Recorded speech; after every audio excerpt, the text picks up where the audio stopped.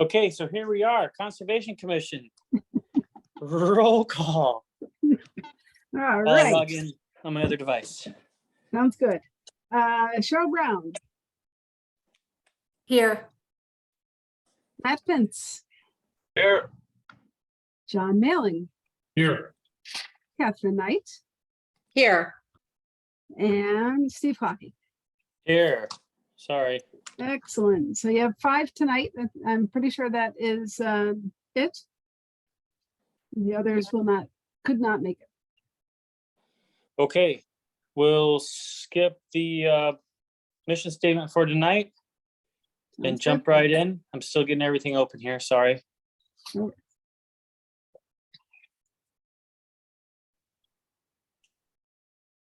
Okay. First agenda item is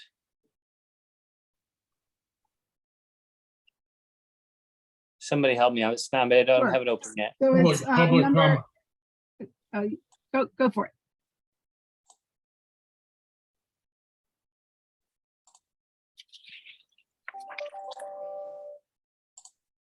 Do you want me to announce it? Okay, I've got it now, sorry. I guess after mission statement should have been public comment. Is there anyone from the public that wants to comment?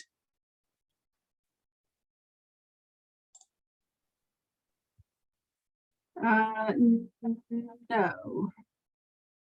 Okey doke. Then moving on to receipt and discussion, S22-601, 5 I topic. think there's one, looks like there's one hand up. Is that a public member of the public? Yeah, actually, we're going to, nope, she's in the meeting. We're just starting, Diana. If you have your hand raised.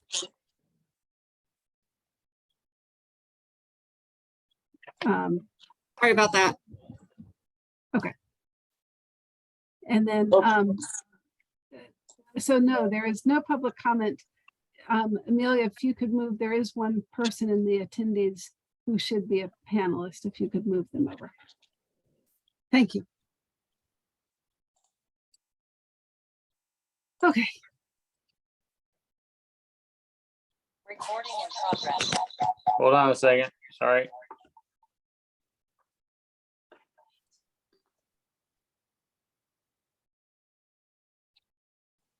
Okay. So next thing on the agenda is then S22-601, 5 Topping Lane. Replacement of failing septic system adjacent to wetlands and watercourse. Okay, looks like I'm presenting this. So just real quickly, this is a single family residence. This is a on-site septic system. Topping Lane is off of Highland Avenue. I think I mentioned this at the last meeting that on August 12th, I issued a notice of violation to the property owner. And in doing that, in the order, I basically directed them to promptly perform the minimal actions necessary to properly repair or replace the on-site septic system in order to prevent further pollution of the wetland and watercourse. Directed them to install sedimentation erosion controls immediately downhill of the proposed earth disturbances, and directed them to file for a intermediate wetland permit prior to the start of any site work. So they did file an application to install the septic system. They have started the work and nearly completed the work to install the system. They had the wetlands flagged. The wetland and watercourse corridor is along here where my cursor is. The lines are kind of faint, but these are all topographic lines, 1-foot contours, so that you have a steep slope coming up to the residence. The failing system is in this general location, and the new system is getting wedged in right here. So there's just a more clear picture, and the system is going in right in this location here. The green here is estimated wetlands. The delineation confirmed that the wetlands are not along the slope, but just along the bottom of the valley.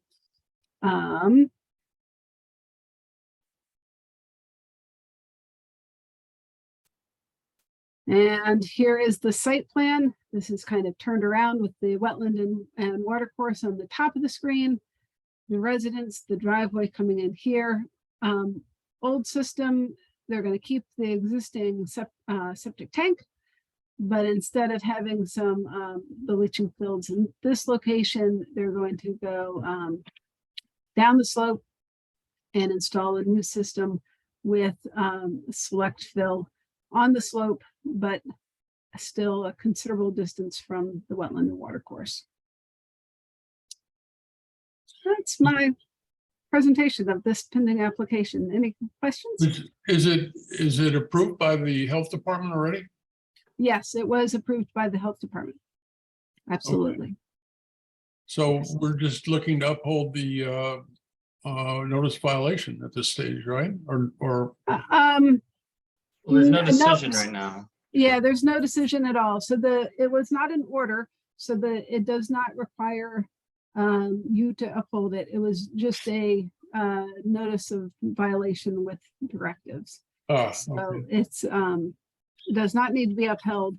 They did meet their obligations by submitting an application to show you where the septic system would be installed.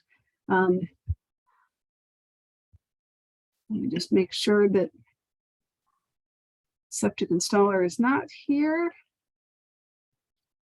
Nope. So if the septic installer had been here, he would have had additional discussion regarding why this was really the only alternative to the existing failing septic system as far as location. There were no other suitable locations to install the on-site replacement system. So there is no alternative spot. No. Okay. A previous installer had done test sites over here, but it would have been closer to the wetland area, and it's even steeper sloped, and it's more heavily wooded. So this definitely had the least disturbance of if I had to choose between the two potential locations. Okay. Any other questions from commissioners? Nope. Okay, well, let us know how it goes, Alexis, and we'll move on to the next proceed in discussion, which is S22-609, 556 and 558 Westport Avenue and 4 through 14 Renzulli Road, Coastal Luxury Homes. Yes, and you should have received I think both a staff report and a copy of a preliminary review letter to the applicants from myself. And the applicants are here. I know that they have a lot on their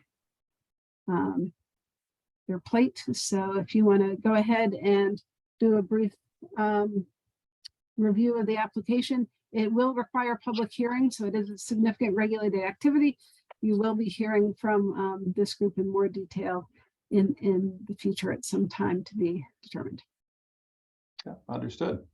Good evening. My name is Craig Flaherty. I'm a senior engineer and principal with Redness and Mead, a land use consulting company with offices in Stamford and Wilton.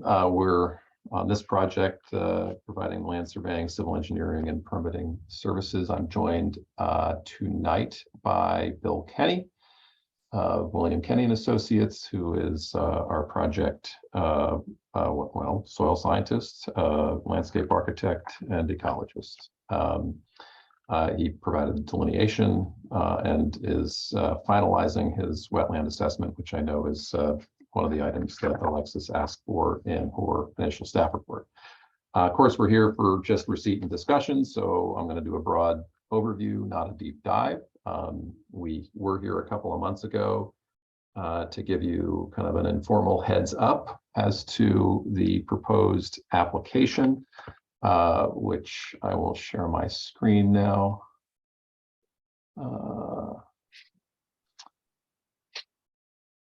Is located off of Westport Avenue. Between the left side here is the AMC Theater. I think the McDonald's is right there. The Pepperidge Farm, old Pepperidge Farm factory and apartments are across the street. The Whole Foods just over the Westport line is here, and outlined in yellow is the project site, which is 5.2 acres. In the back of the project site, and generally in this vicinity straddling the town line, is a wetland and watercourse corridor. And of course, regulated areas extend from there. This is the black and white survey. I will zoom in to take a closer look at that wetland and watercourse. The bounds of the wetlands are indicated by the dotted line, if you can see that, but within the wetland, you see a couple of branched intermittent watercourses that are basically fed by storm drainage outfalls.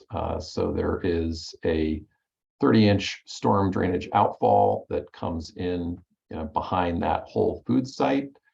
That takes about 30 acres of upstream developed property area extending about 1,000 feet north of Route 1. There is a second 30-inch pipe coming in behind this little strip mall to the north of the site. That takes about 20 acres of tributary watershed developed. Again, that's taking kind of the Pepperidge Farm site and areas north of that and outletting there. So those create the two channelized sections within the wetland, which ultimately join before that watercourse leaves the site. There's a third pipe that comes in from subdivision to the south and southeast of the project site. That's a 15-inch pipe from Rivard Crescent over here. Once that watercourse hits the property boundary, it is piped to the opposite side of Renzulli Road. There's an 18-inch pipe there. Everybody can do simple math, and 30, 30, and 15 doesn't equal 18. So there's also overflow over the lawn in significant rainfall events. And then downstream of the site, that 18-inch pipe comes through between these two homes at 2 and 2.5 Renzulli Road, and outlet you can just see there to an open watercourse that flows south from Renzulli Road. We are working on a second application that you will see in a few weeks to make some improvements to the care of that watercourse and that pipe, but they're unnecessary for the basic components of the site plan review application. So the site plan review application, let me show Bill Kenny's nicely rendered site plan. Oop, jumping around a little bit, sorry. There we go. So it's, I don't know if you call it like a Z-shaped building. It is a 4-story apartment building. There will be some retail space located facing Westport Avenue, and there's proposed to be 136 dwelling units in the building. We're able to cover 3/4 of the parking, so that's all enclosed within the building and basement levels, which is helpful, so we don't have that kind of type of water runoff on the surface. But we do have some surface parking areas, of course, located well away from the resource, probably close to 300 feet away from the resource. Part of the application is to separate Renzulli Road from Westport Avenue. So we'll be coming in and out of the project site with 2 curb cuts here in lieu of the 4 that exist today. And we'll be providing a cul-de-sac for Renzulli Road. And we've been working closely with the Renzulli Road Association and have their approval to proceed with all these applications and their support. So you see on this plan, the landscaping that we're proposing in and around the site, which Bill will talk a little more about when I pass the mic to him. But one thing we are able to do is make some significant stormwater retrofits from what exists today, which is largely nothing. Most of the site does not drain to this rear wetland watercourse corridor. Most of the site actually drains down to Renzulli Road and gets into some catch basins on Renzulli Road, or otherwise gets into that downstream channel. So that's true under existing conditions. It's also true under proposed conditions. But what we can do under proposed conditions is add, contemporary stormwater management features. So, from catch basins with sumps and hoods to oil grit separators to underground infiltration systems and filtration systems, we're able to completely capture most of the water quality volume for the site, and either allow that to soak into the ground or otherwise be filtered through the medium associated with the mitigation device. We are going to be submitting concurrent applications to planning and zoning for the necessary zone map amendment and site plan review approval. We anticipate that filing happening probably tomorrow, maybe the next day. So that will be running through the machine kind of concurrently as you all are considering the application. So I think with that might be a good time to turn it over to Bill. Again, we did receive Alexis's preliminary review and requests for additional information. We'll be looking to provide those in the next couple of weeks. Bill should be just about finished with his wetland assessment and soils report, which you'll have. And we did not forget the initial comments we heard with hesitation about the boardwalk in the wetland. Bill will describe that a little bit more. We do think it is, let me first say, it is not a critical part of the application. So whether you ultimately choose to allow or disallow the boardwalk, the applicant is comfortable with that. We do like the idea of it from a wetland perspective. We think that having eyes, in the wetland will provide for better stewardship over time. If there's litter or debris or accumulation or problem, it would more likely be seen with the people that are trying to enjoy this little nature walk, right? And of course, passive enjoyment of the resource is something to be encouraged. Additionally, you'll see on the method of construction, there's really no penetration of the ground surface or direct disturbance of the soils. There's basically wide-footed foundations that just sit on the surface of the ground that support that boardwalk. Of course, we're very willing to continue that conversation with you. Bill, if you're ready, maybe I'll kick it over to you. You can give a broad overview of your impressions of the wetland and the proposed mitigation and enhancement, both to the wetland and the regulated areas. Craig, can I ask a question before you? Of course, absolutely. I just didn't quite get a handle on the conduits that apparently at the is it at Renzulli Road that the culvert declines to 18 inches? Yeah, that's correct. So there's a 30 and a 30 coming up in. To Renzulli Road, it's larger. Is that correct? It's well, coming into the wetland are 2 30s.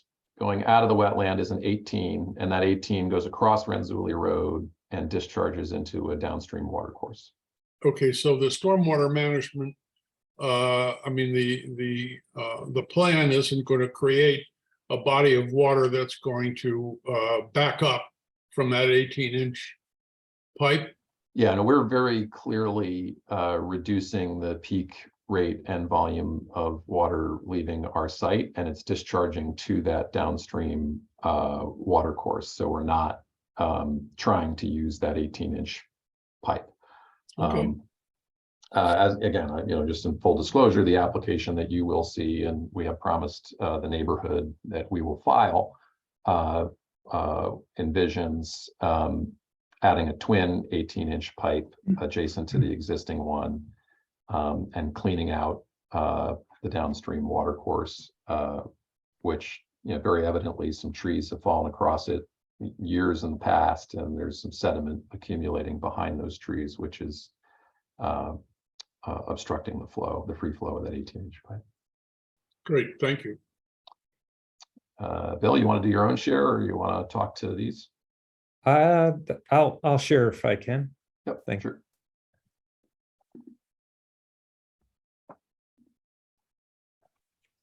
Hey, good evening. My name is Bill Kenny. I'm the principal of William Kenny Associates in Fairfield. I'm a professional wetland scientist, soil scientist, and landscape architect. And our firm was retained to first study the site to identify and delineate the boundaries of the wetland, and then to work with the design team to come up with a plan that can allow for the redevelopment of the property while protecting the wetland resources and adding and completing some wetland enhancement activities.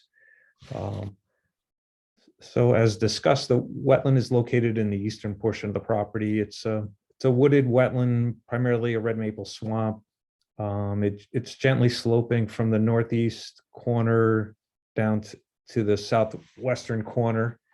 And as described, there's two small intermittent watercourses that extend and flow through the wetland and then converge about 2/3 of the way down and become one watercourse.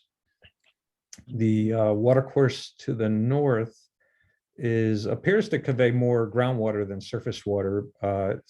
It still has some water in it, even in between storm events, and even in August when we were out there just last month, and with all the dry weather we've had, there was still some water in that watercourse. And the watercourse to the right, or to the southeast, appears to primarily convey stormwater, and primarily, my understanding is it's water from the retail development immediately east of the property.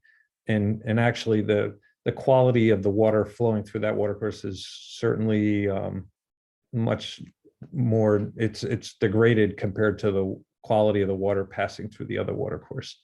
The water quality of the western watercourse appears to be pretty good. It's quite clear, and as I said, it's and because of the groundwater component, helps to keep that water pretty clean.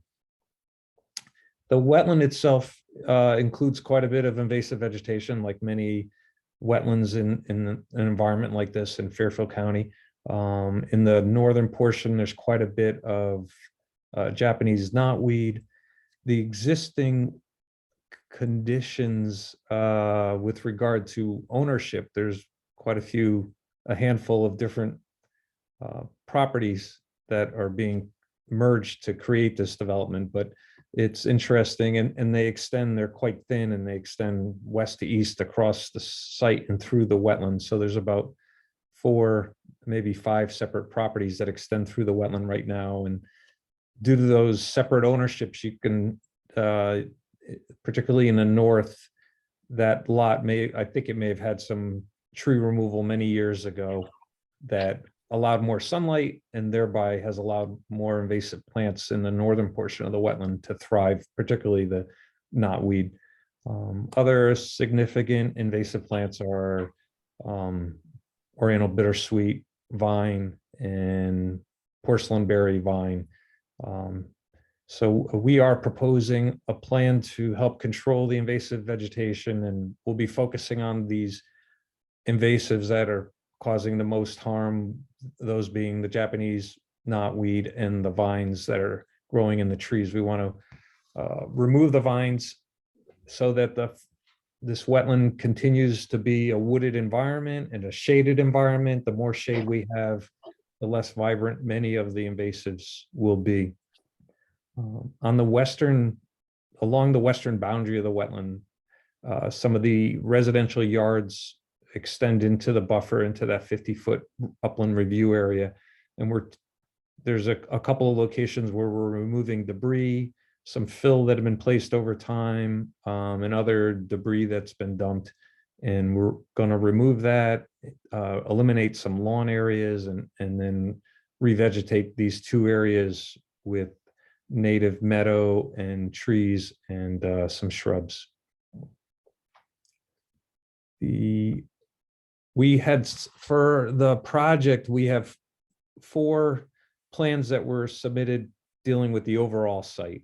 We do have a separate plan that focuses just on the wetland area and provides more detail of what specifically will be occurring within the wetland itself. And this is drawing P4. It includes, so we have a more detailed map of activities within the wetland and a plant list that deals with just the wetland area, and then some habitat enhancement specifications about what management activities we propose to enhance the habitat and control the invasive plants. The boardwalk that Craig mentioned is shown just in this area through the wetland. The wetland is the light green area here, and then the darker green is the woodland, the existing woodland that surrounds it. This proposed boardwalk is a prefabricated boardwalk, which it has a number of benefits for protecting the wetland. And we have on drawing P3, we have some, the central portion of this drawing and the left portion all relate to the boardwalk. We have a photo there. The 2 photos on the right are for trash enclosures, which are located elsewhere on the property, of course. But on drawing P3, we have details of this boardwalk. It has a steel frame and then a wood deck above that. The steel frame is put in one piece at a time, and there are steel adjustable legs with just a flat foot base. That is, you can see a plan view of that base. It's just a plate that sits on the surface of the wetland. You can adjust the legs, and this plate just sits on the surface. There's no excavation. So you start at one edge of the wetland and place in your first length of steel structure, adjust the legs. You would put a deck down, and then you move forward with your equipment and then put in your next piece with very little disturbance to the wetland. I have some photos of some locations where this has been installed, and you could see that the trees, the shrubs, the ground, you see fern. We're not seeing the photos. I think you might have to close the their PDF and then open the. Okay, that's interesting. Okay.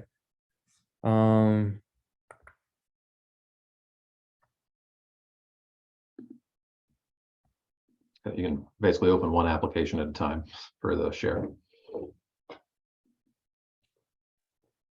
There we go. Looking at it now. So thanks, Craig. The existing vegetation here comes right up to the boardwalk, and it's really been able to be installed with little to no disturbance of the vegetation either side of it, and the ground cover can be allowed to continue to grow beneath it, and you can get right up close to trees, no disturbance to their root systems, and so it's quite a sensitive approach to allowing for that nature viewing and passive recreation by residents, and an opportunity, as Craig was mentioning, to improve stewardship of this area so that the residents can see what's happening, and then also increase their appreciation for it and desire to protect it more.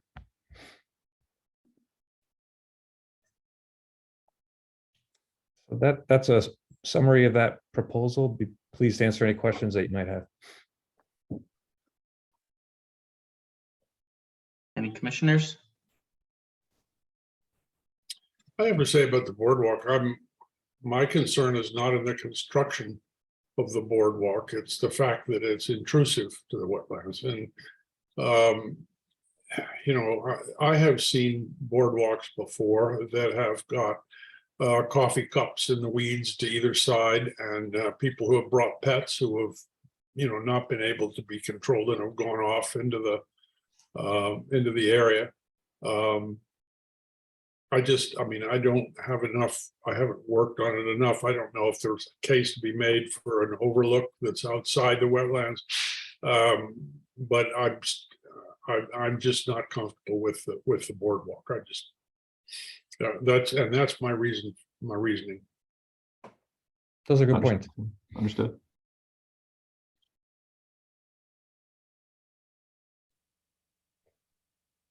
Any other thoughts from commissioners?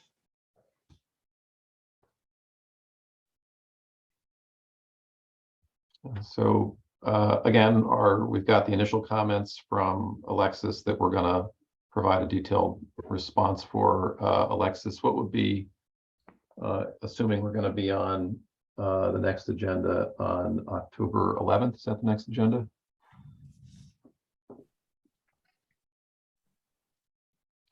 You're muted, Alexis, sorry. I'm looking for a calendar. I believe so. October Okay. 11th is their next meeting. Yes. So how well ahead of that would you like our response, at least to these initial questions? Any time. So no matter what you do, you will be on the agenda Okay. on the 11th.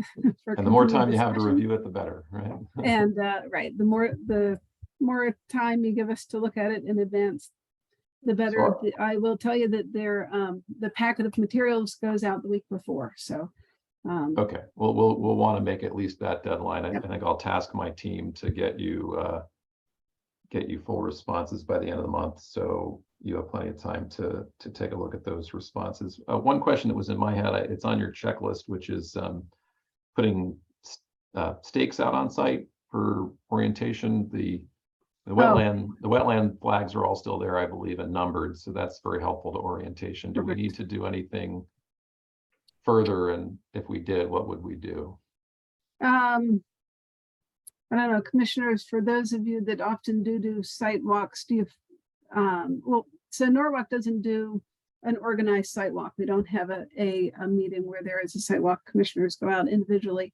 And sometimes, especially for large developments, we ask, or actually any smaller developments, we ask them to not only have the wetland flags, but to have, to stake corners of development or other areas.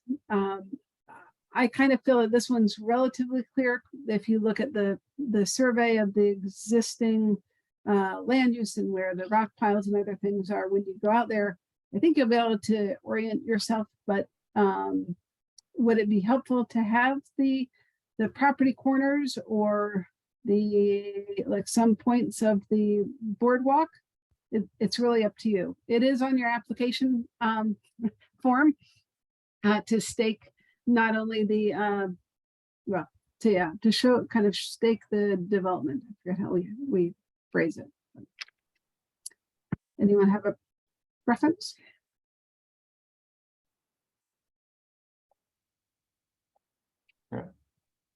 Sounds good. Okay.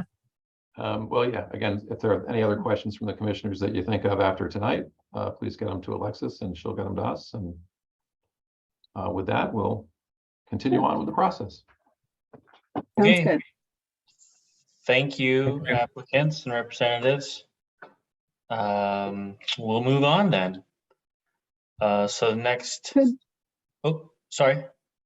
I was just going to say, could we shuffle the order of the next three to put the first one, which is 20 Lancaster Drive, to the bottom, and take care of 32 Knight Street, and then Cannon potentially before your public hearing? Then I will move to alter this agenda to talk about S22606 and S22607 for the hearing, and then we'll come back to S22599. Can I have a second? Okay, John Wayling seconded.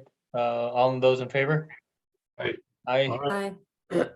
Okay, S22-606, 32 Knight Street, partial demolition of building and installation of new parking lot and stormwater management. Jason Tool. All right. I think you received let's see, let me recap. The applicant submitted revised plans following your comments at the last meeting. I think Ms. Williams sent a staff report with a detailing those revisions and included a draft resolution to approve with conditions. So if the applicant would like to briefly review the changes. Sure. Good evening, Craig Flaherty again, Senior Engineer and Principal of Redness and Mead, here on behalf of Seligson Properties for 32 Knight Streets. The changes are pretty simple.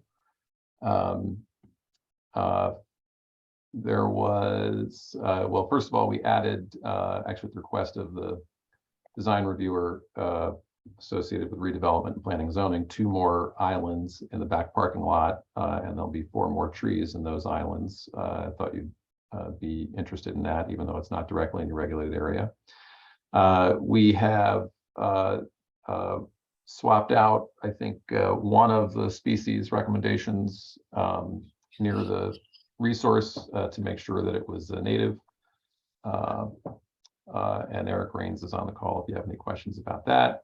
We've added signage to the east side of the parking lot to discourage snow stockpiling off of that side near the resource. And we have shifted the light pole that was closest to the river, I think at least 3 or 4 parking spaces farther away from the river. Department of Public Works Engineering Division has reviewed the stormwater management plan and has signed off on it, which again represents a pretty significant water quality gain for the resource, because we'll now be treating all the new parking lot areas where there is little stormwater mitigation today. I think that summarizes the changes. Can I have a question? Could you bring that Of course, yeah. that graphic back up again, please? Do you plan, what I'd like to zero in on this sort of shark fin in the northeast. And that's the very thin strip that runs out to the existing parking area. Do you plan to do anything in there? Is that part of the, right now, it's a narrow strip that leads up to a very steep embankment. And it has what used to be, I guess, a driveway or an access way or something that's macadam. Do you guys have any plan to change that or to do anything with that? Because in visiting that area, it seemed to me that there was some chance that that sharp embankment could be degraded depending on what was done above it. So the only thing, there's a couple of things we're doing around that corner of the building. So there's an existing egress door on the east side of the building. Right. And given the size of these tenant spaces, it needs to remain so that there's a second means of egress, meeting the fire code requirements for how far you can walk to a safe egress. So there's an egress door there, and we need to provide a way for pedestrians to get to an area of refuge, right? So there is a sidewalk to get to this parking lot as an area of refuge, and a sidewalk to get to the north parking lot as an area of refuge. So there will be a sidewalk installed immediately adjacent to the building. Now, off of that corner, there is an underground sewer main that is present just off the west bank of the brook. And we will be making one tie into that sewer main. Additionally, we video scoped all the stormwater pipes on site, and we found the one ultimately that discharges from the north parking lot to be obstructed between leaving this catch basin and entering this brook. So we're actually replacing that pipe in place. So that's the nature of work that we're doing in that area. Any macadam or signs of macadam in there will effectively be ripped up and then topsoil and seeded with an erosion control mix. Is that the best way to protect the edge of the embankment, to take that macadam out? Might it be better for Betts Brook if that embankment over the years has managed to hold up. I'm just wondering if there's a lot of activity in what you described in terms of egress and the sewer pipe and all the rest of it makes all kinds of sense. But I just wonder whether if that macadam strip there, which has been pretty much forgotten, I think, for years, if it were to remain, it might contribute to the integrity of that western bank. I don't know that. I'm just saying that I would not like to think that it was softened up and more prone to erosion. Well, I think as long as the surface is stable, right? That's what we're going for. So, to the extent that this is a shady area, we want to make sure we're specifying something that will be tolerant of that shade and provide the stabilization that we're looking for. I always lean to the side of a soft solution over a hard solution. So that would be, my recommendation. But we're happy to entertain other ideas. I would like to see if we can stabilize it with vegetation and soil versus an existing macadam there. It's not a critical concern with me. It's just a concern, and you've addressed it well enough. And I think the idea of a soft solution is good.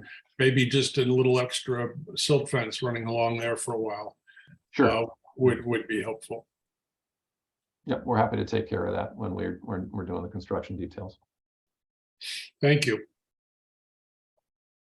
Wait, so we do have erosion control shown on hopefully SE3, is that right? Yes, we have a sediment erosion control plan. That's correct. Okay, and so, John, did you see that? Does that suit you? I'm trying to pull it up, or maybe the applicant can pull it up. I'm getting there. And I have to admit, I've never heard the word macadam before, so I had to look that up. Pavement, yeah. It's hot blacktop or hot top or whatever. I don't know. So we are showing silt fence in the area around the lion's share of the proposed work, except the final connection to that existing discharge point. So it'll be at the top of the embankment. The notes and so forth talk about adequate stabilization of the site and placement of topsoil and seeding, so forth. Okay. Great, thank you. I'm just reading through does anybody else have thoughts or questions? I'm reading through the possible draft resolution, dated September 6th, written by Ms. Williams. Craig, you mentioned no snow stockpiling signage. Okay, I see it now on ZSP1. Correct. Along that southeast corner of the parking area. Correct. Got it. Okay. Wonderful. Anybody else find anything? I mean, is anyone willing to make a motion to approve the draft resolution in the memorandum? I'll make a motion to approve the draft resolution for application S22-606 for 32 Knight Street. That'd be in the memorandum dated September 6th. Yes. Second that. Ms. Knight seconded. Alexa, should I call the vote or would you like to? I'll call it. You're muted. If anything, I'm consistent. I think you can call a voice vote. I Okay. think it's safe. All in favor of the motion on the table? Aye. Aye. Aye. Any opposed? Any abstaining? Okay. Thank you very much for your time. Thank you all for your time and consideration. All right. We still have 12 minutes until the public hearing, so let's move on to S22-607 Cannon Street at Betts Pond Brook. DPW. right. So, oh, they're here, sorry. So you received this application at the last meeting. You also had comments then. The applicant has returned with some revised plans in response to those comments. And based on those, sorry, I'm babbling. Based on those comments, the applicant revised their plans. In particular, they added a two trees that would be on the bank where the bank is having some issues. And I'll just share my screen real quickly and then we can, if you have questions, the staff from Public Works is here. But so again, here is Cannon Sawmill. It's work in this area here, and they would be proposing away spruces. And then they updated their site plans to show that additional work of the two spruces and some clarification of the other work, including the limits of disturbance and silt fence. So if the applicants would like to add anything, you have a few minutes, or otherwise, agency members, you did receive a staff report from myself with a draft resolution to approve. I would just want to say before we do the voting, I mean, I visited the site and I did not realize that on the bank that we've been talking about, there is a small park that's maintained by the First Taxing District. So in addition to the work that the Department of Public Works is proposing to put together here, there is external oversight of that area, and I would, be totally in favor of making a resolution to grant the city its proposal. I move to do that. I move that S22-607 be granted to the city with conditions as listed in the memorandum from staff dated September 8th. Any seconds? And that, Oh, Catherine had her hand up first. We haven't been discussing these, but I'm just gonna go ahead and call for a vote anyway. All in favor, please say aye. aye. Aye. Aye. Aye. Any opposed? Any abstaining? There we go. Thank you so much. Have a good night, everybody. Thank you. Good night, guys. Okay. Still have 9 minutes. Are we? I have, Anybody has suggestions? Do we want to just go ahead and skip ahead to Well, we don't want to do discussion decision on which lane. We could skip ahead to the Well, last. you can return to your discussion decision 20 Lancaster if you think you can do that, or at least get started on that. Okay, that's fine with me. Do we have to amend the agenda again? Nope, because you've already amended it, and then your 7 o'clock is a floater. So, God, sweet. So- Okay. S What are we 22. discussing? What are we up to? We're skipping back to 6A on our agenda, which is S22-599, 20 Lancaster okay. Drive. Dredging a pond in and adjacent to wetland and watercourse. Okay. Right, so this, as you're aware, you have statutory timelines to make a decision. This application was received back in May. The applicant granted a full 65 days of extension of time to work on completing his application. The application is still, staff would say, very incomplete. And I've outlined some of the incompleteness in the staff memorandum that I sent to you, in addition to the application fee never have been remitted. It was missing such information such as field delineation of the wetlands,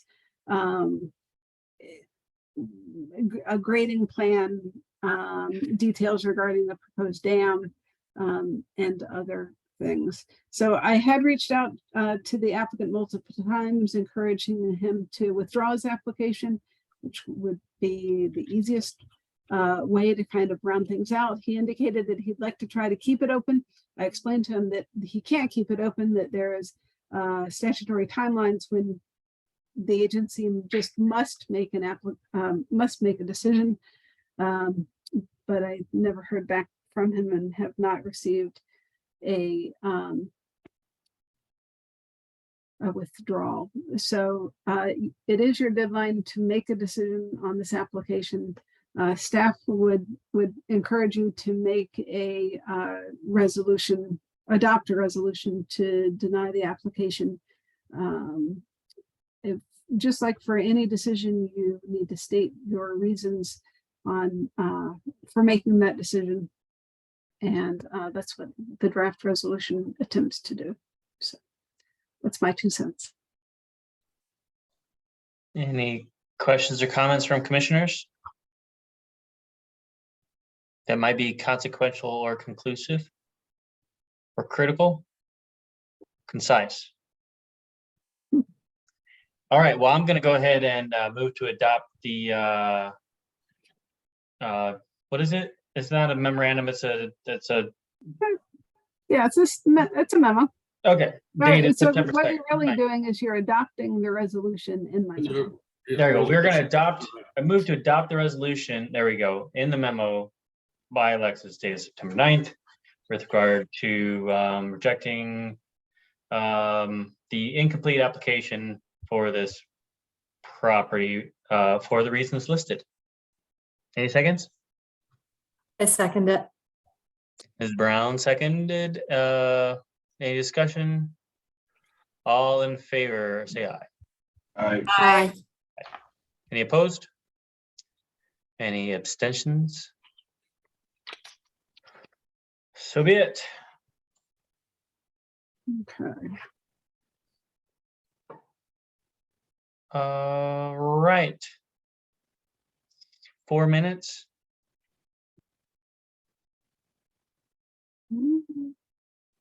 So you could, I guess you Yep. could amend the agenda to go to minutes if you wanted to, or you could take a 4-minute recess and then reconvene.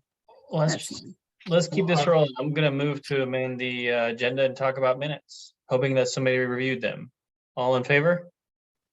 Aye. Aye. Wonderful. Didn't get a second, sorry. I'll second that if you need it. Mr. Penn seconded, thank you. Well done.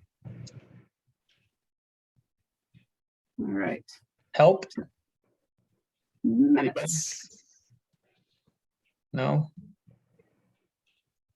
I read them. No comments here. I'll make a motion to approve the minutes. I'll second. Discussion, all in favor? Aye. Aye. Opposed? Abstained? Passed. Thanks, Matt. Yep, thank you. How much time we got left? 3 minutes. A quick question. I don't know if we have to fiddle with the agenda on comments of commissioners. Okay, I'm gonna make a comment anyway. At our last meeting, we talked about trying to reach out to people to get our own activities and objectives more publicly known.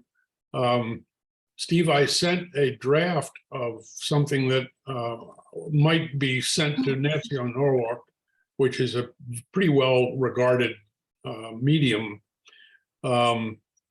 But I'm thinking it may have gone into the spam folder. It did not. I have to apologize. I just, it was sitting there and I've done nothing. Well, Embarrassingly, and hopefully not disrespectfully. So I'll have to get back to you on that one, but now that everyone's seen my face and I've admitted that I had viewed it, I think I have to now. Well, I was just poking you because we could maybe, I don't know, try something out. But anyway, I think she'd be receptive. Yes, I agree.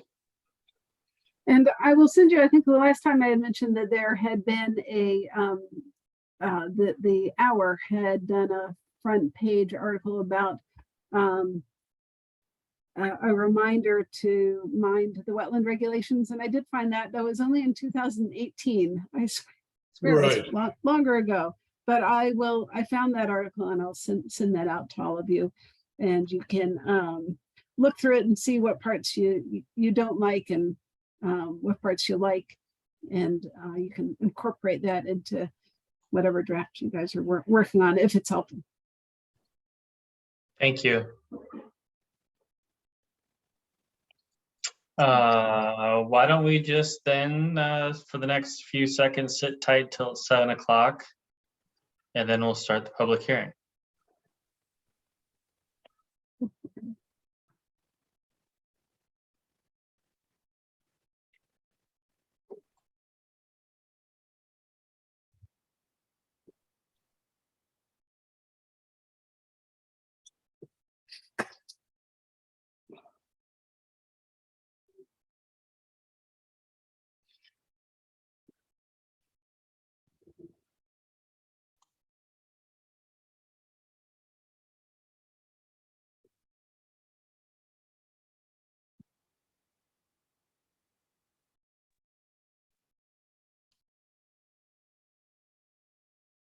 Okay, it's 7 o'clock on Tuesday, September 13th. This is a meeting of the Inland Wetland Agency of Norwalk, Connecticut, and this is the public hearing in which we will be discussing case number S22-596, 75 Witch Lane, FC Engineering LLC, which is the dredging of an existing pond in and adjacent to wetlands and a water course. So the rules of the game here are that once we start the public hearing, where everyone gets to say what they want, hopefully as succinctly as possible, there are no immediate rebuttals. I think the applicant has a chance to address all comments after comments are said. And we hope that comments are rooted in the wetland agency's responsibilities and purview and nothing else, ideally. And then we cannot take in any more information once the public hearings are closed. So that's it. And the next thing on our agenda will be the discussion and or decision for this property. So was that a decent intro, Alexis? That was perfect. Unfortunately, there's no attendees here, so but if they were, it would have been perfect. Okay. And it's still applicable. Okay. So there's no list of public of citizens who want to comment on this. Correct. So you just have your applicant and And Just watch for your a second outside, after this, yes. Oh, yes, no, so you're technically a participant, not an attendee. So you're like a Gotcha. full, you're on the team. So the applicant is here, your outside consultant is here. We have no one waiting in the wings from the outside public attendees, but that may change. It's only 7:02. So I would recommend going through the motions of a public hearing. It is the continuation of a public hearing that started at your last meeting. So this is a continued hearing. That's why it wasn't noticed again. I would recommend that you give the applicants an opportunity to do a presentation and explain their amendments to the plan. Likewise, Dr. Danzer is here, who did your third-party review. Give him a chance to briefly explain his findings, and then you can close the public hearing. Just one note about public hearings. Once the public hearing is closed, which because of those statutory timelines, it will need to close tonight. You should not go to visit the site between the close of the public hearing and your decision. So if you haven't gone to the site, you've missed out.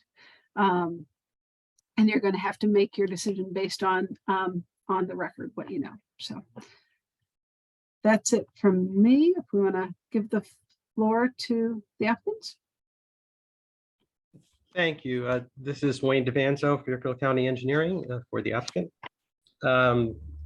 This is, as has been stated, a continuation of something you've seen before, and I've just put up the PDF of the plan.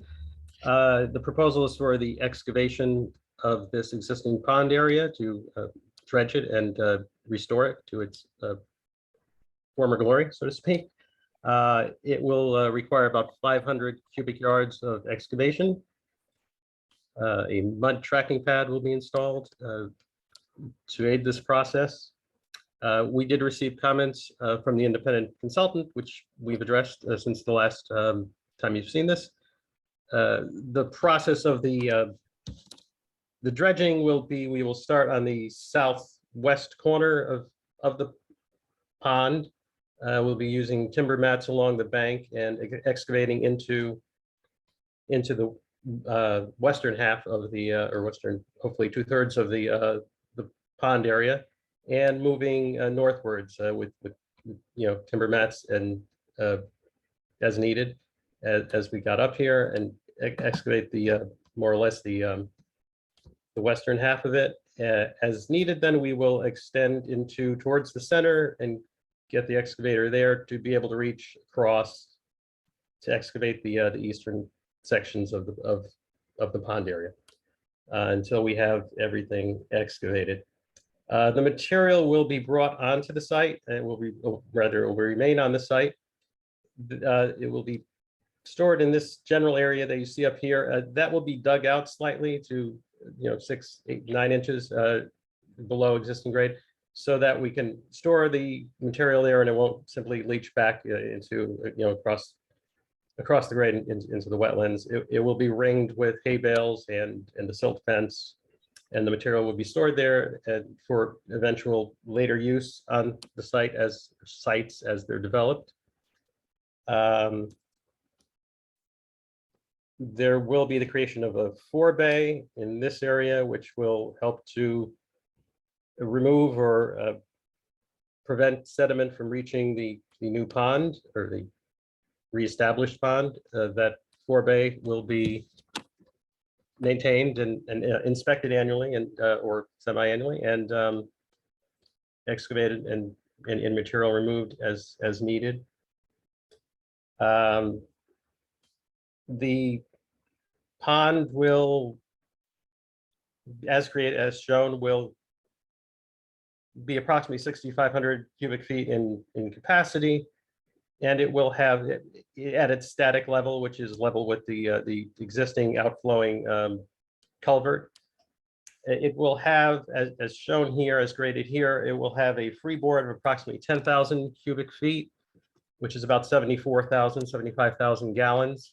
That will help in stormwater, in the more extreme stormwater events, to give it some capacity and prevent further, prevent flooding of the downstream, the road and the downstream properties.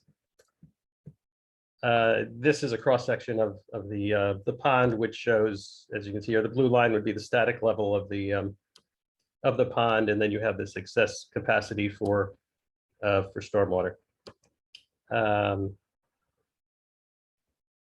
And this is a picture of what had happened in a recent rainfall event, and we would hope to soften that at least somewhat with the pond there.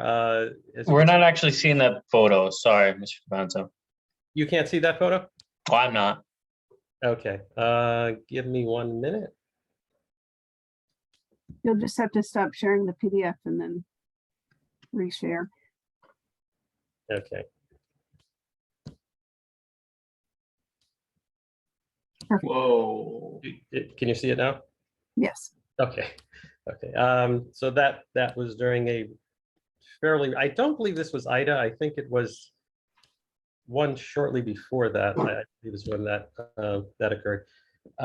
Henri, was it Henri? It might have been. It might have been the one shortly before it. Yeah. And that is what occurred, and that does happen in the area from time. So again, we'll be creating 74,000 gallons of capacity to hopefully reduce that or limit its longevity or frequency. And that is about it. I will now turn this over to Alexandra Mock, and she can further express some of the comments that were addressed in the independent consultant's report. May I interrupt and ask ask a question? The culvert that exists currently is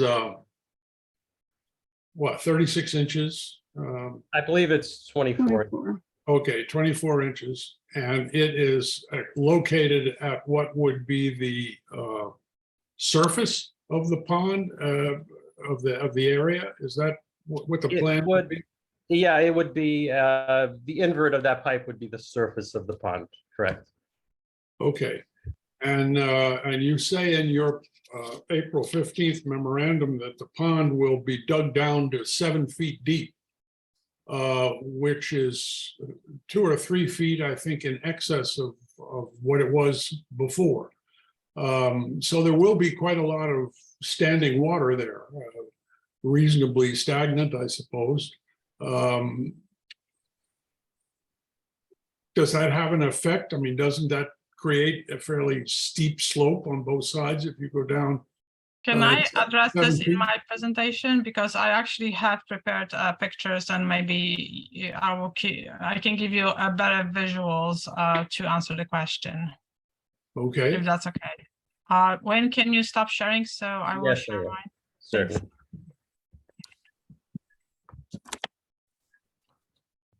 Good evening. My name is Alexandra Mock, and I'm an environmental consultant. I'm also a wetland and soil scientist, and I'm a landscape designer. So today I'm going to show you the PowerPoint presentation, and I don't want to go through the recap. I do have several slides which showed you last time. We can just briefly move through them. So this is the spring situation, this is the summer situation, and these are all the wetland functions and values, which you can read in one of my reports. And this is the proposed plan, just the last look at it. And I would like to now focus on Dr. Denzer's report, and I would like to thank him for a thorough review and fair review. And also I would like to thank him for making the plan much better, or the project much better, because he offered his professional opinions and experience. And we made this a really good plan, which I'm very comfortable with. And just to start with his report, he actually wasn't in a big favor of any of the two situations. One of them was dredging the pond. The second one was leaving the wetland the way it is. Now, he was slightly leaning towards the pond situation. It says, actually, he agrees that it may improve stormwater management. So we just started talking about the flooding. And he liked the planting plan, believing that this is going to bring improvements to the pond. And also, he was stating that increase to the wetland watercourse function will be modest, but well, it will be slight increase of the functions and values, which kind of, again, leans a little bit towards the pond. Against argument was there will be an impact to the existing wet meadow situation. And as he stated, there were some plants which, oh gosh, can you still see my presentation? There were some plants found within the meadow, which were actually not native, and most of the plants were on the drier side of the wetland. None of them were obligated to the wetland area. And I will talk about how we're going to address this, and that the proposed planting plan is actually not only going to replacing the lost meadow, but actually is going to create a better environment for the pond. And then also Dr. Denzer is pointing out that once you create the pond, obviously the pond needs to be maintained, and this may be associated with the use of chemicals for algae treatment, and also the shallowing of the pond, which we observed over several years now. So we are going to be addressing this, but before I go there, I would like to talk about the areas which he wanted us to improve for the project, so make this stronger and a better proposal. And those in yellow were addressed on the site plan, and Wayne already was speaking to them. So there was construction sequence, dredging access, this was all shown on the plan. Erosion controls measures were improved. Forbade maintenance was added to the notes. Excavation equipment is specified. Methods of dredging also are specified, and water diversion is shown on the map and also described in narratives. Sediment sampling was also a concern because Dr. Denzer pointed out that we actually don't know at which depth the hot bottom is. So we did excavate it, we brought the excavator, and we actually took several samples, 3 of them exactly. We wanted to know at which depth we're going to find the water table, and also would like to know what the nature of the sediment is, and also obviously the depth to the hard bottom. And you can see the cross section, this reflects our findings, and also my report, my most recent report, not only provides all the pictures of the excavation areas, but also the depth to the groundwater table and the nature of the sediment. And the sediment, basically, it's a mashed potato-like organic material, which comes from accumulation of the plant matter. The work will be done during the low flow season, and this is stated in our notes and on the plan. And Dr. Denzer offered that the bamboo is supposed to be removed, and we are going to be removing it. As a matter of fact, the applicant had this intention to begin with a long time ago at the subdivision level review. The bamboo is actually shown on the map that is going to be removed. Meadow mix, which will improve the planted area of the buffer, will be added to the buffer just to stabilize and provide additional crowding of the plant, which is actually the best way to maintain and manage invasive species. Dr. Denzer was concerned about the potential future invasive species and whether or not there's going to be a plan to manage them. The best way of doing it is basically to crowding out the area with maximum planting. This way there's no space for any invasions. And mulching will be used within the bamboo area when the bamboo is going to be removed and successfully controlled. The new planting plan within this area is going to be supported by mulch to control the bamboo and also support the plant material. Also, some of the commission members, I think, questioned whether or not there was ever a pond. So we did a little research, and we found the oldest record was one of the Connecticut DEP area photographs from 1965, showing the pond. The pond was frozen. The picture was taken in the winter time. You can see the picture in my report. And also the city eco calls the pond Newman Pond. So this is the area, and this is the Witch Lane and the corner property here. So it's documented and it has a name.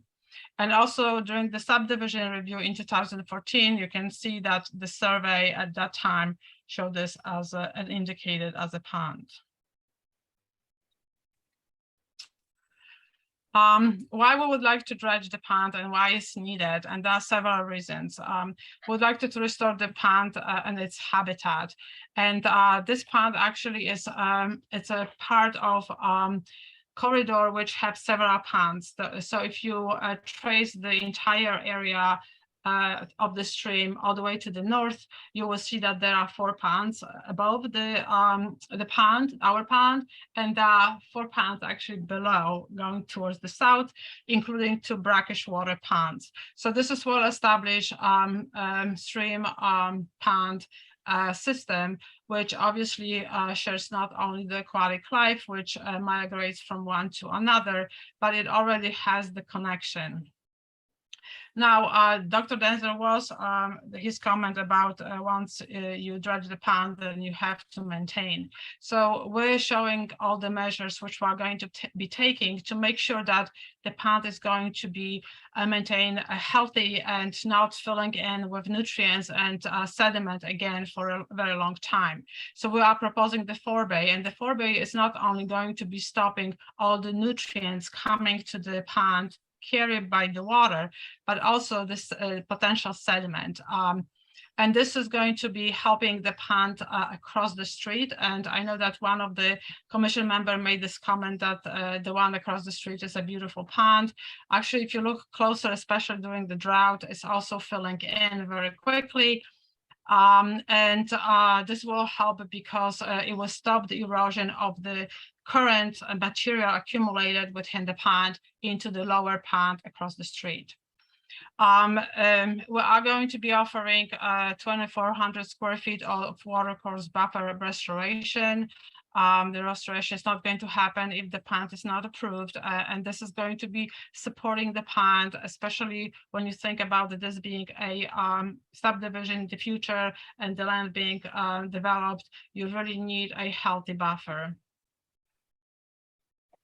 And provided the expansion of the and support to the existing pond system. So as I noticed before, we have ponds above and below, and they're all connected. And especially during the drought, you could see that the aquatic life had no way to go other than the ponded areas, which actually hold the water for a very long period of time when all the streams were dry. So the existing plants and the added plants are going to be actually offering right away a good habitat for the pond, not only provide shade, so the water is not going to be heating out, so the oxygen is going to be staying in the water column, but also the fallen branches and the leaves are going to start creating a habitat and structure for the aquatic life, especially for the fish and amphibians. We have many ponds, and some of them are actually just like they are divided into the man-made ponds and ponds which are natural. The ones which are natural were created by glacier during the last glaciation, and they're all filling in because it's the nature of the Mother Nature that it likes to eliminate all the depressions and eliminate all the hills and ridges. So that's why we have erosion, and the sticking out elements of the landscape are being eroded, and then the deposit goes down to the depressions, burying them. So it's an ongoing project or ongoing processes, and amphibians are actually losing their environment or their habitat, also due to the development and other activities. So the ponds are beneficial for them. They really need them for their existence. I mentioned the shelter during the drought, and also the area where we're going to be dredging the pond is actually perfect. Hydrologically, this is the best you can ever have. The artesian groundwater situation, it's supporting the pond. So as we've heard from one of the members, yes, the pond is always going to have water because there's a hydrostatic pressure which moves the water from the ridges down and pushing it to the bottom of the pond. And this is good for the pond because it's going to be supplying water full of oxygen. So that's another incentive to have the pond there, because like another pond, this is going to have more oxygen and more cleaner water with less nutrients coming directly from the groundwater support. Now with the slopes, how they're going to be stabilized. So once the pond is filled with water, and as I shown, the groundwater is going to be always there, even during the drought. The water pressure is going to be holding the slopes stable. And now the culvert. So the culvert is a problem, and it's a concern, especially with the flooding. And I would like to go to the next slide, and I have the same picture with the flooding, but also I have the picture of the culvert. This one was taken early spring, so there's not that much vegetation here. So this is the little pipe which takes the flow to the other side of the street. And the sediment, basically where the rock is, the sediment is built up all the way to here. And you have to believe me in this, because it was difficult to take the whole picture to include everything and showing the elevations. Now here we have a picture which was taken during the summertime, and you can see the channel here making through and eroding through this massive area of sediment. And the culvert is actually here behind this plant. And you cannot see it, but this is basically the surface of the sediment, and the culvert, the pipe, is much lower. So this area is being maintained by basically shuffling the sediment, which keeps accumulating here away from the area. But this is actually an area which should be maintained by the city, because this is street drainage, and the city is responsible for maintaining the road flood free. So if the pond is not being dredged, the sediment will keep coming and keep causing flooding. Once the pond is being dredged, this whole problem here is going to be removed. So the culvert will be open and free to flow much easier. The last point I would like to make is a better fit for the proposed 4-lot subdivision will be the pond. If you think what's the difference between pond and wetland, and not to degrade wetlands, because wetlands are wonderful, but most of people don't understand them. And wetlands have more tendency to be choked by invasive species. They are not being properly maintained. And over time, people just treat them as a nuisance and start bringing landscaping debris and other household items to them. Vice versa, pond actually increase the value of the property. It's aesthetically pleasing. And in terms of the wildlife, once you develop the property around, wildlife is not going to be happy to be in the small wetland, because the sparse vegetation will not provide enough cover, would not provide enough food for them. No really reason to go there, except for maybe from time to time passing by. Vice versa, the pond, aquatic wildlife, is less sensitive to human disturbance, because they're in the water and they can move up and down the stream if situation gets threatened for them. This is going to be a better solution for the upcoming changes to the landscape. And the last slide, this is my proposed planting plan. The plan is basically showing the wetland restoration along the edges or watercourse restoration along the edges. So the existing trees, the ones which have letters on them, these are all existing, and we're going to be crowding them out underneath with native shrubs. And also the green area is going to be the meadow, which is going to be, in addition, increasing the density. So none of the invasive species are going to be growing. There are a few invasive species right now. There are a few multiflower roses and Japanese bearberry, and we're going to cut them as we plant the new plants. Here's the bamboo restoration area. And here's the plan which was created by Environmental Land Solution, this little window here. And that was for the subdivision. And you can see the green area here. This is the stand of bamboo, which is basically on the lot above, which is to the north. And our bamboo obviously continues all the way around the pond.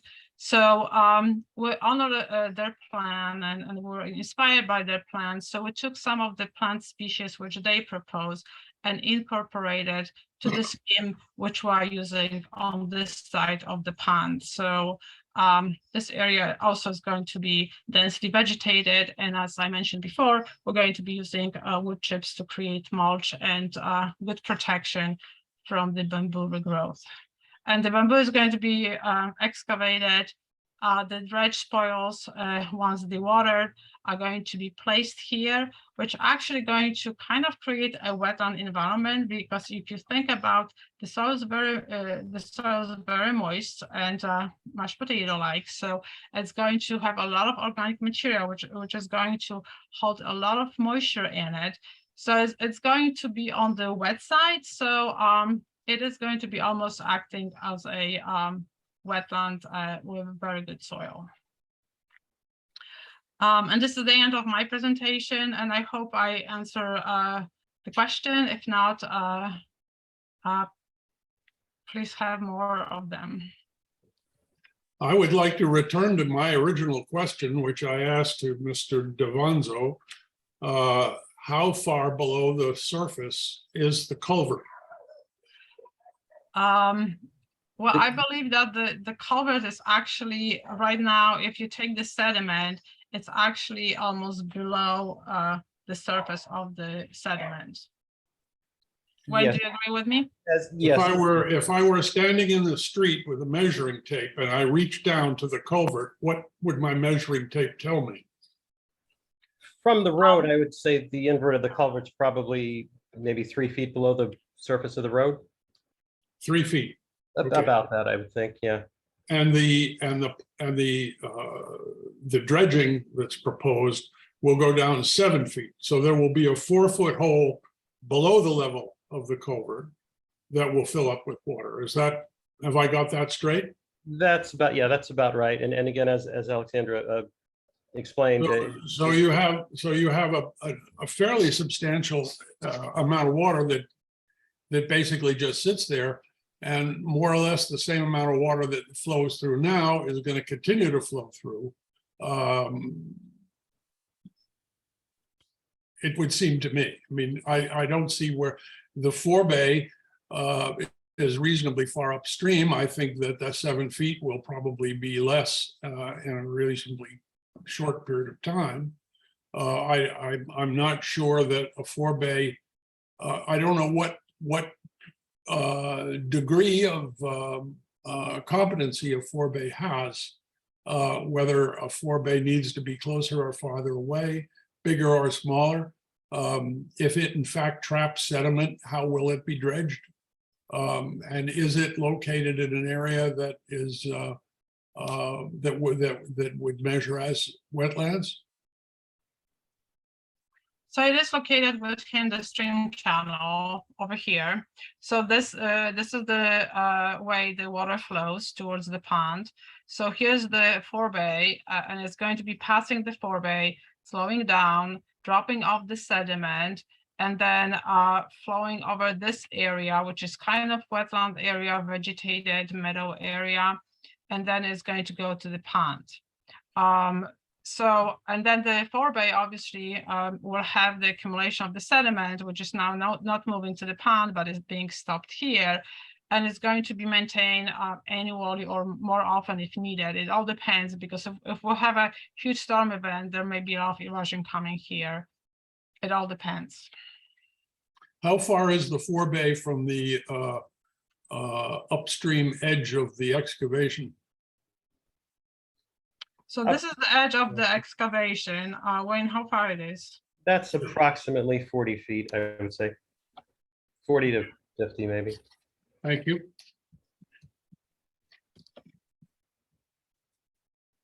I just have a question because there's been a lot of talk about, I just want to get clarity on this subdivision.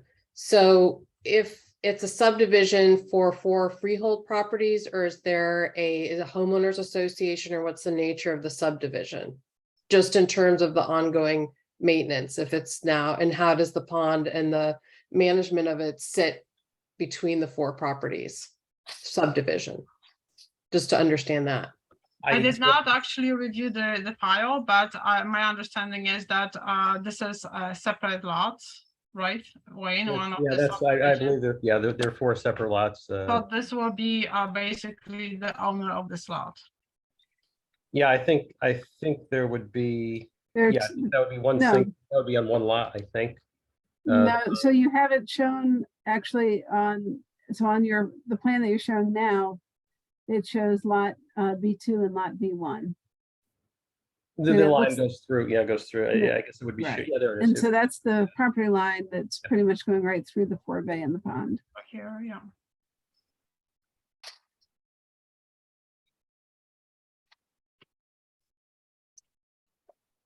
I have no more questions. I have questions for Mr. Danzer or Dr. Danzer.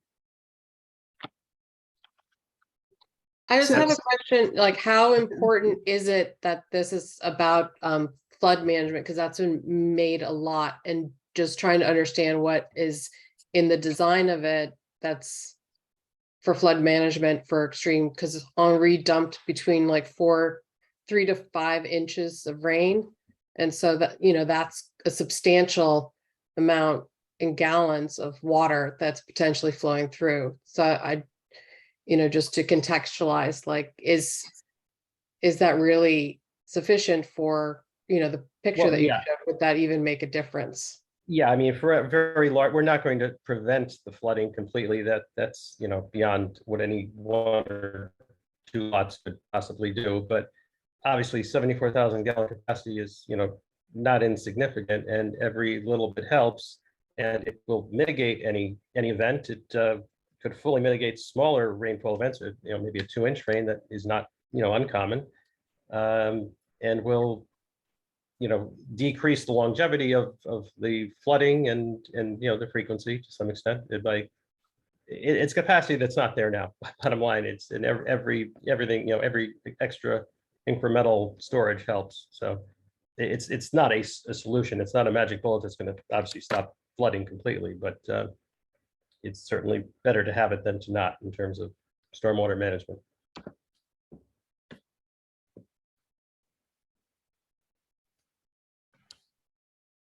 Any other commissioners before we get Dr. Danzer on the stage? Or actually, Alexis, should we let the applicant add anything Yeah. else? Do they have anything else to add? No, I don't. Yeah, Okay. I don't think so. Do commissioners have questions specifically for the applicant?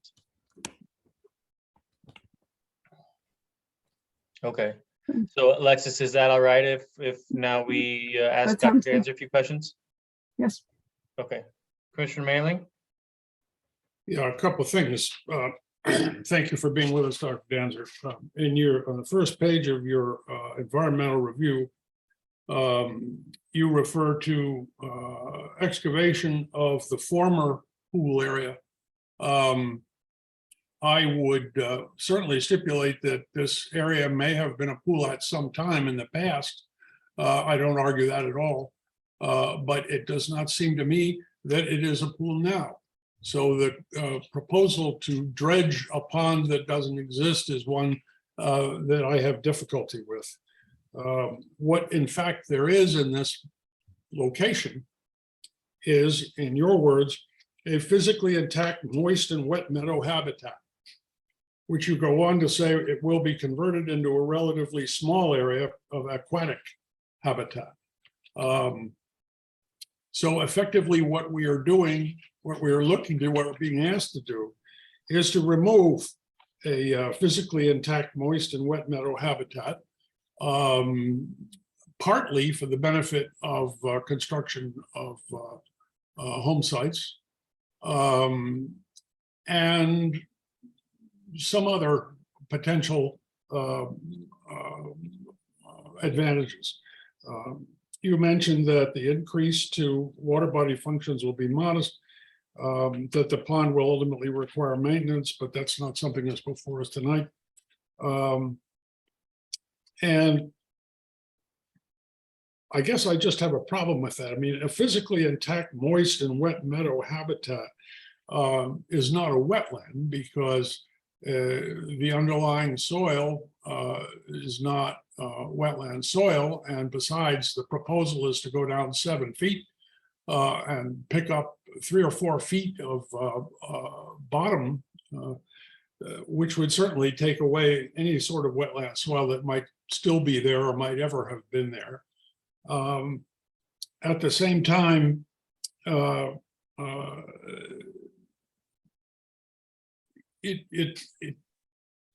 it's difficult to imagine how the pond or the area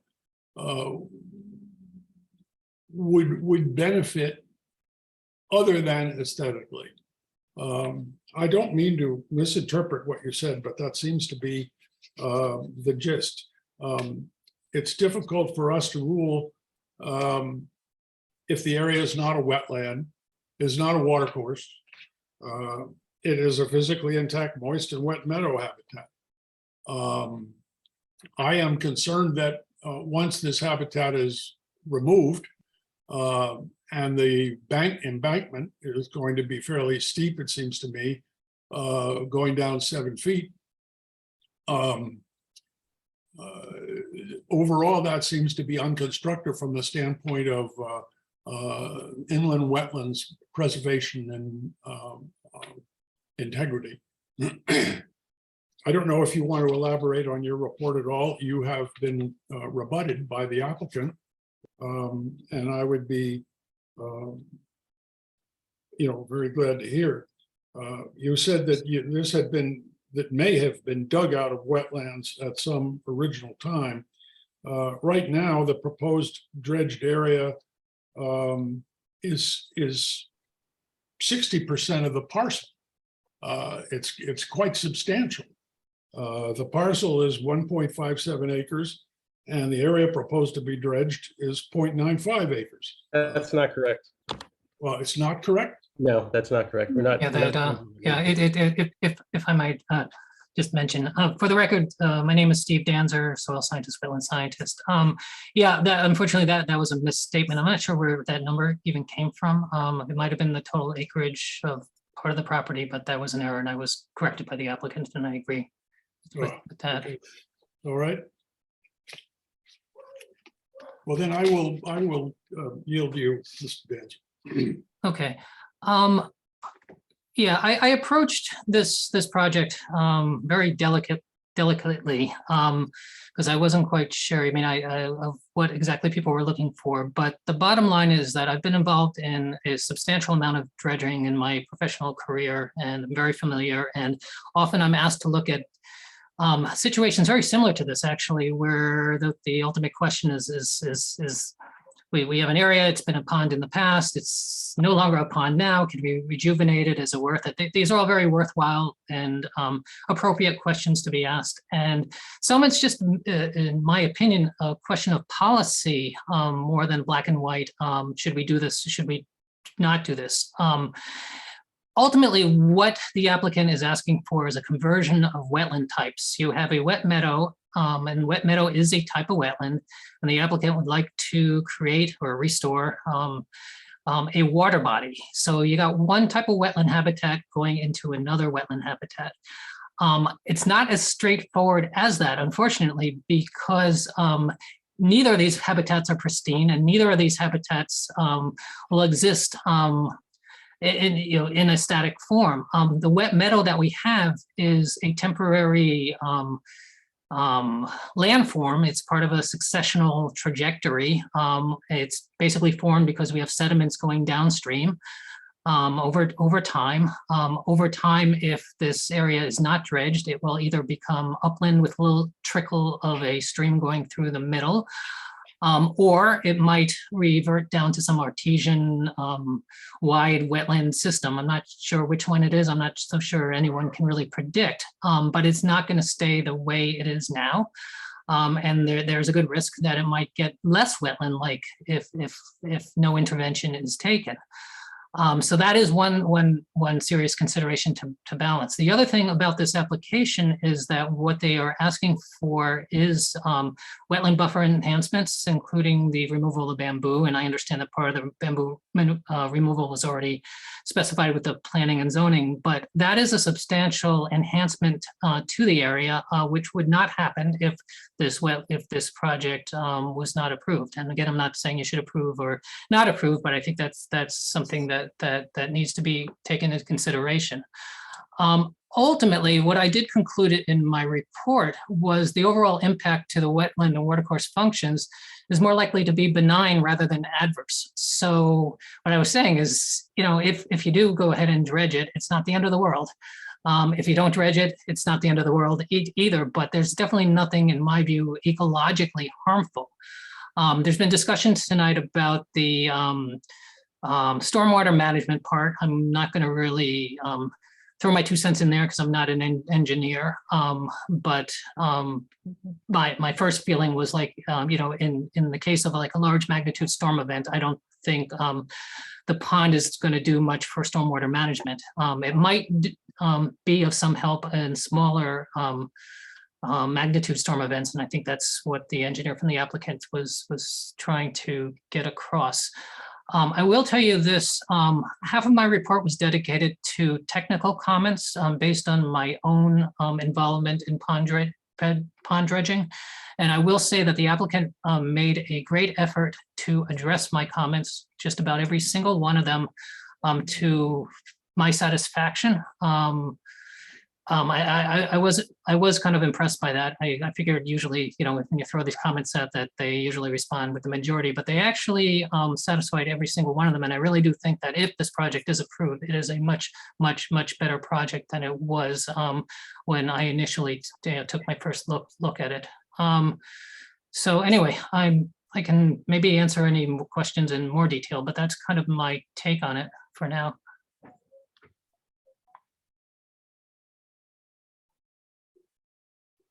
I have a question. Sorry, I do have a question about in the event that the pond were dredged and the plantings were installed. Do you think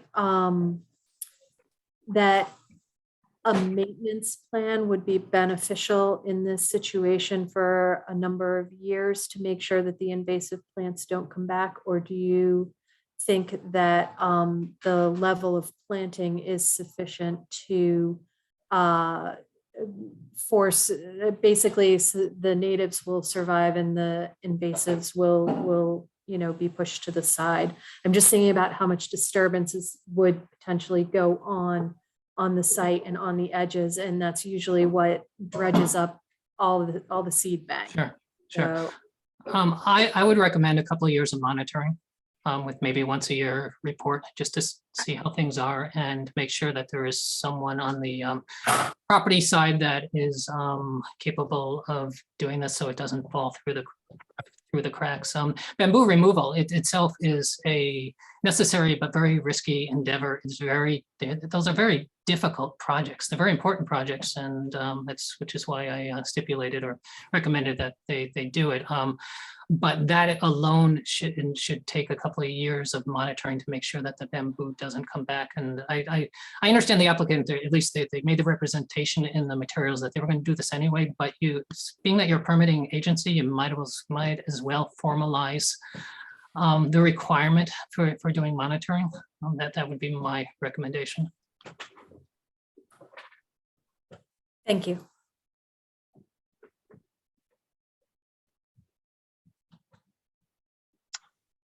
Any other commissioner questions? This is sort of it for us to get information from the applicant. So speak now or forever hold your peace. I just want to get clarification because I just want to make sure I understand. So the sediment, the forebay is split between two properties in the subdivision? And how many properties is the pond split between? No. The forebay belongs to the same property, to the one property where the pond is located, right, Wayne? So the Yeah, whole, the this pond- whole project sits on one property. No, for the subdivision, as far as how it's subdivided, the pond sits on two separate properties, Sorry. and the forebay is included in one of those. Okay. So it affects it, a total of two properties, two lots.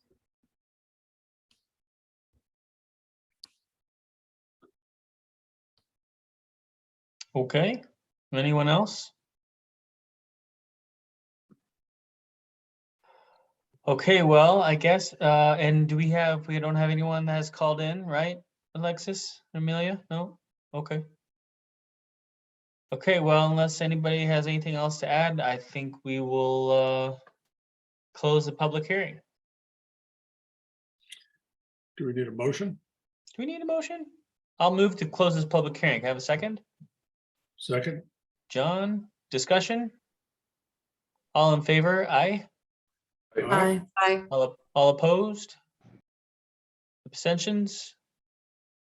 Okay, that's the end of the public hearing. Thank you to the applicant, and hang on tight. Don't go anywhere because the next item on the agenda is discussion, unless Alexis has anything to add. Alexis? No, just that you're welcome to stay and watch applicant and Dr. Danzer, but you can't comment anymore, obviously, I think. Thanks. Okay, discussion and or decision 2 S22 F96 75 Witch Lane. Commissioners, does anybody feel strongly one way or another? I think probably what we'd want before we have a decision is a memorandum, a resolution from staff, especially to include the recommendation for, God, I'm blanking out. It's past my bedtime. Monitoring of invasive plants. Monitoring for 3 years. Thank you. And anything else anybody wanted to add? Well, do we have the option of voting on this now? Sorry. You could, so you have 35 days from the close of the public hearing to make a decision. Okay. So you're not required to do it tonight. So there may be some benefit in postponing a decision pursuant to getting something from staff on it. Although I can't imagine what, and pursuant to us thinking about it. Right. We have the opportunity to give it a little more deliberation, so we probably ought to take that. So are we allowed a little more discussion at this point, or is it decision only? Oh, for sure. We can discuss. I guess my only comment and a little bit of these 17 recommendations and comments that you made. I mean, how confident does your fellow commissioners feel about them being properly addressed, and to what extent do we need to formalize some of these? I mean, it's just a gray area in my head. It's a comment, it's an observation, and partial question for you guys. And I'm sorry, the 17, what were you referring to? I didn't hear the beginning. The 17 technical comments and recommendations. In Danzer's report. Gotcha. Right. Okay. Thank you. I have to say, for my own sake, just in terms of my takeaway from tonight, having Dr. Danzer state that this oddly constructed piece of property is in fact wetlands. It was news to me and a very important element in my thinking. That it wasn't Well- something outside neither wetlands, but not wetlands. You know, I mean, how are we supposed to deal with that in terms of protecting the city? And he said that it's wetlands. So I am enlightened, and I just wanted to mention that. Well, my understanding is, we're kind of just trading one wetland for another. We're getting some good things out of it. We're not losing a whole lot. We're not losing a whole lot. We're not gaining a whole lot. And I mean, by we, I mean the wetland function, which is what we're here to discuss, right? Yeah. So, and it seems like they really want to do it and have gone to lengths to make the application as good as they possibly can. And we've gotten, a third party, opinion on it. So, yeah. I don't know. I'm inclined to, look for the resolution, but I don't know. I don't have any I major guess the objections to question it. was that, to John's point, that it did kind of stick with me, the point one about you have a physically intact moist and wet meadow habitat that's going to be converted into a small aquatic habitat, which he then said is not likely actually to support much aquatic life in his report. And so the question is, is that really, a net? I don't know where the statutes fall in terms of saying that, yes, we're okay with translating it into a smaller habitat that probably won't support the life that it's being set up to support. Right. Yeah, there's no real statute that talks to that. The statute kind of says that you have to, the applicant has to get a wetland permit and convince you basically that that there aren't any substantial negative impacts. And like you said, they're requesting to go from one type of wetland watercourse system that's dominated right now by wetlands and a little bit of watercourse, and they want to dredge and still have their surrounding wetlands, but have more watercourse and a little bit less wetlands. And watercourses and wetlands have very different, functions. But there's not necessarily all the time kind of a qualitative, the difference isn't, a good or bad. It's just different. Well, in terms of the specifics, I mean, Yep. to boil it down to what we were asked to do, we were asked to approve the dredging of a pond. And, that's kind of where I start on this whole thing. If it's 6 and 1.5 dozen in the other, then my inclination is to opt for, leaving the heavy equipment someplace else. We never did discuss any alternatives, any possibility of let's say, having developments that went down close to the wetlands or cleaning up the wetland or whatever. It's strictly, will we approve the dredging of the pond? I'm not persuaded that it's a pond or should be a pond. And, that's what we were asked. And, we had good fortune in having some very talented experts on both sides of it. So anyway, that's probably enough to be said until we decide.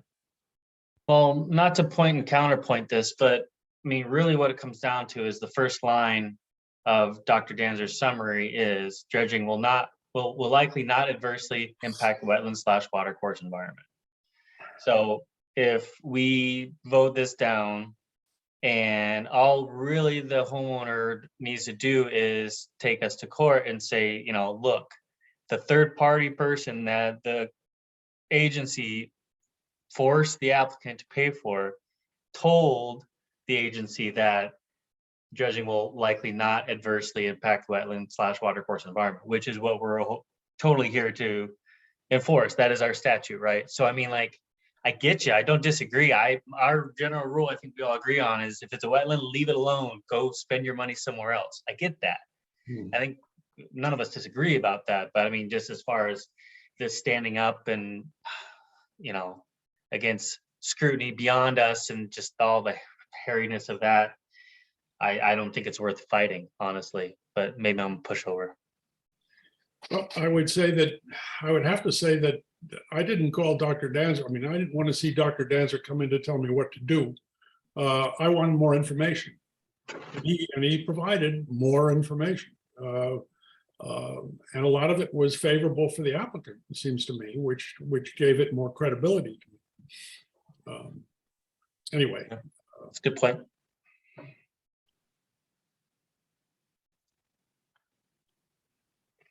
Okay, anybody else want to jump in? Or should we call it good for tonight? Okay, I'm going to say then we're going to move on with the agenda. So no decision on S22-596 tonight, but I assume we will see a draft resolution in October. Yes. Gravy. Thanks, Alexis. Anybody want to comment on conservation initiatives, which we kind of commented on earlier, I guess, right? Yeah, we did talk about that. Okay, and I admitted to not holding up my end of something. So we'll move on to comments of staff.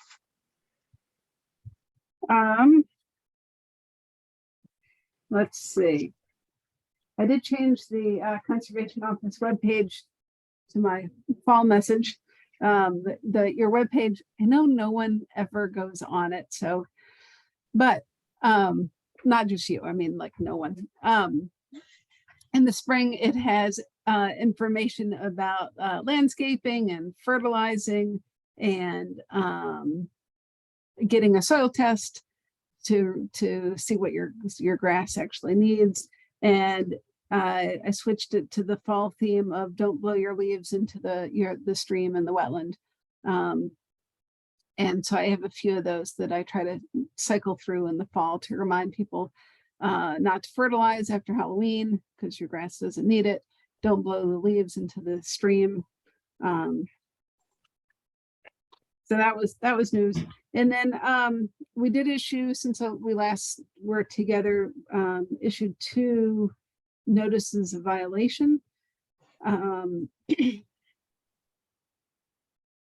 So there's a variety of enforcement actions that an agent and then the agency can take, and an agent can send a violation warning if there's not quite a violation, but it looks like there's one going to happen. There's a notice of violation, which is kind of a more of a notice. And then there's the order that you're familiar with. And when I do issue an order, we're required to have a show cause hearing within 10 days of issuing that order.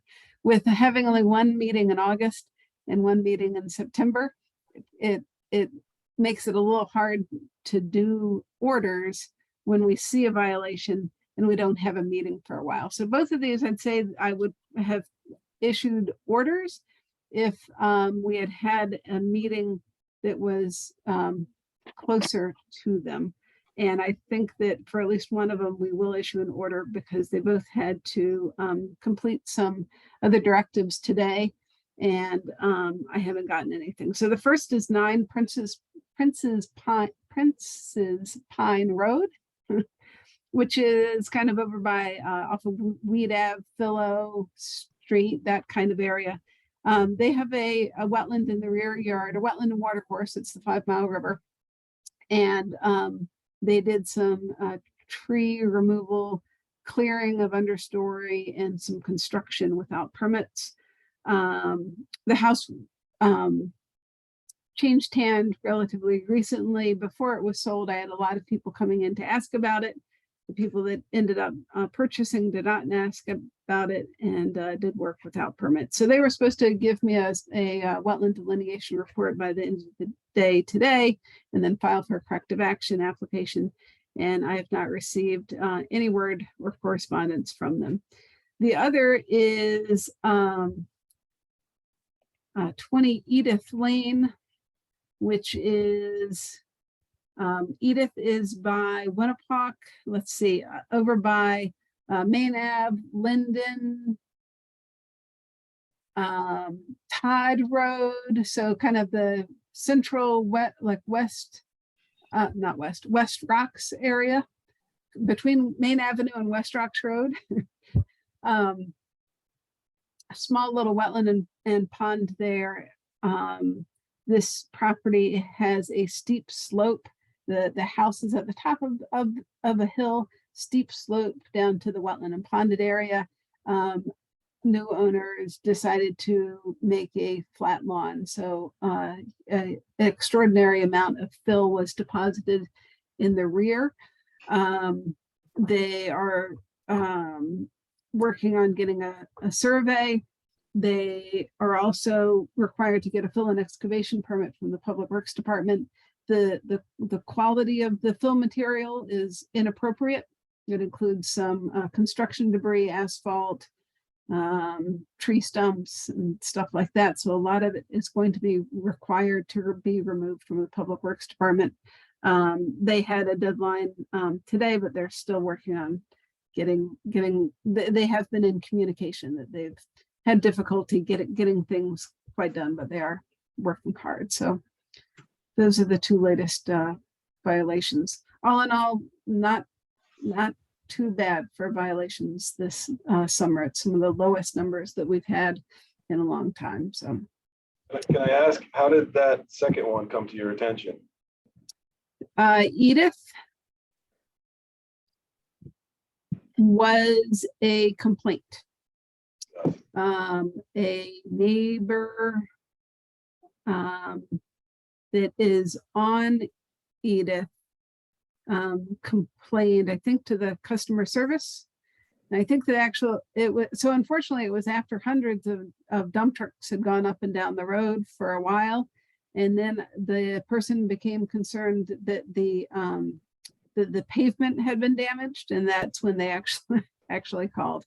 And so then it was initially a Public Works complaint, and then I think it was received as a zoning complaint as maybe a contractor's yard, which it's not. And then it kind of trickled down to me. So yeah, that was unfortunate that no one called in about it at the start of it.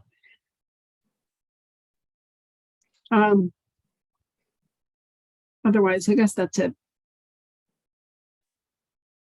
That's all Okay. okay. Cool. Thanks, Alexis. Fewer violations are a good thing, I'd say. Comments of commissioners? I just have a question. Why aren't we meeting on the 27th of September? That's the 4th. I know. I wondered that too.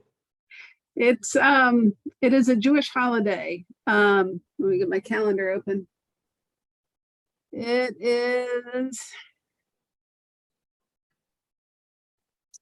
the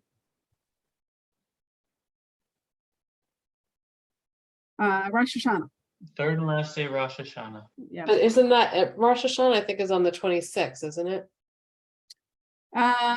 It's my understanding that it's technically the 26th and 27th. Okay. Yeah. Yep. So it's the second day of it. But right, a lot of schools, for example, have the 26th off in observation of the technically 2-day. Well, So unfortunately, I cannot be here for the October one. So yeah, I mean, that's just the way it is. okay, both October or the 11th? Yeah.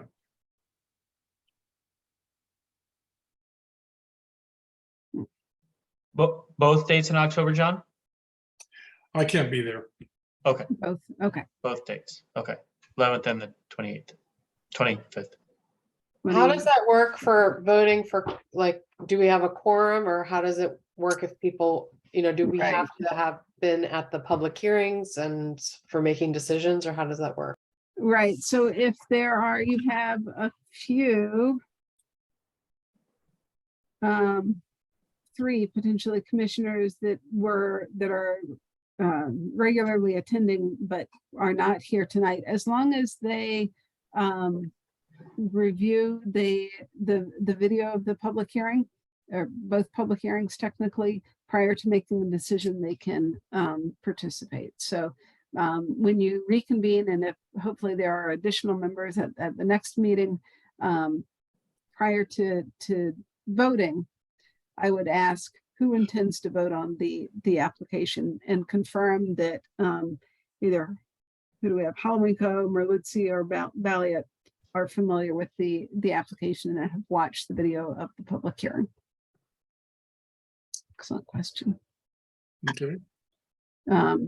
Right. Any other commissioner comments? Okay, anyone want to move to adjourn the meeting? So move. Mr. Mailing, second. I second. Ms. Knight. Vote, all in favor? Aye. Aye. All in favor. Good night, everybody. Good night, everybody. Good Thanks, night. Alexa. Good Amelia. Good night. Bye.